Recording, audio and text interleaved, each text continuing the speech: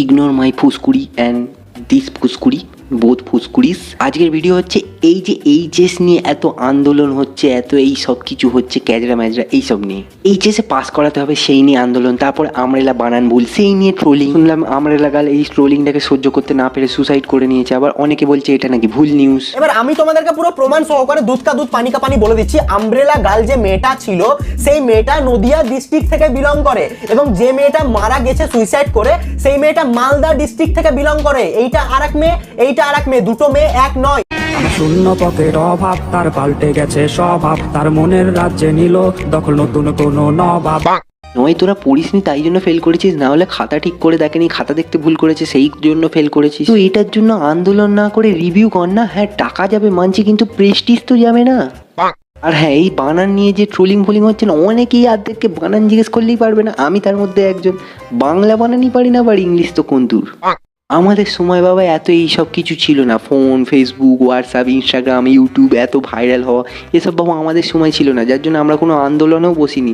Fail করলে বাড়িতে উদ্যম মধ্যম কেলাতো, বাড়ি থেকে বার করে দিত, ওই রিক্সা চালাতে হতো, বাবা রিক্সা কিনে দিত, এইসবই বলতো। ভাই ওই ভয়ে কোনো রকমের টেনে টুনে অন্তত পাসটা করে নিয়েছি, কোনোদিন আন্দোলনে বসতে হয়নি। আর আন্দোলন কেন ভাই, এই আন্দোলনের মতো আমরা কি করেছিলাম, আমি তো ভালোভাবে এইচএস পরীক্ষা পাস করেছিলাম, তো গ্র্যাজুয়েশনও ভালোভাবে পাস করেছিলাম মোটামুটি টেনে টুনে। তো আমার মতো আরও যারা ছিল তারা কি করেছিল, শুধুমুধু হ্যারাস হতে হলো আমাদেরকে। মাধ্যমিক এইচএস কোনো রকমে কুতিয়ে কুতিয়ে পাস করেছি, সিইউ এর লাস্ট পরীক্ষাটা অনলাইনে দিয়ে বেরিয়ে গেছি। তাও কেন আমি ইন্টারভিউ দিতে গিয়ে 2 ঘন্টা সালা বাস ঘুরিয়ে দিল তোদের জন্য।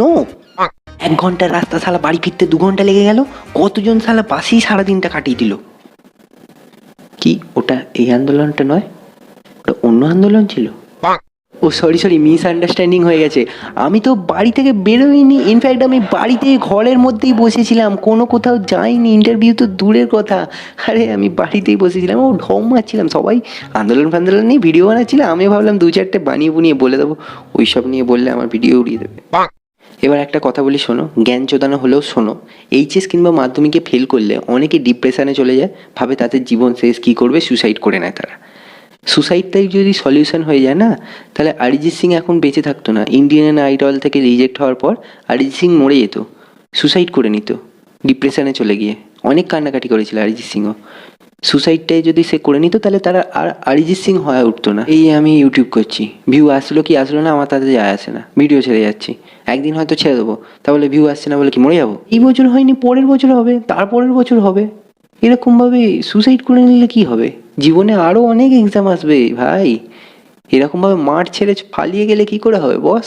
ভালো একটা জ্ঞান চেনানোর ডায়লগ দিতে গিয়ে 1000বার তুতলে ততলে আটকে কি বাড়া, আমার তারা কিচ্ছু হবে না।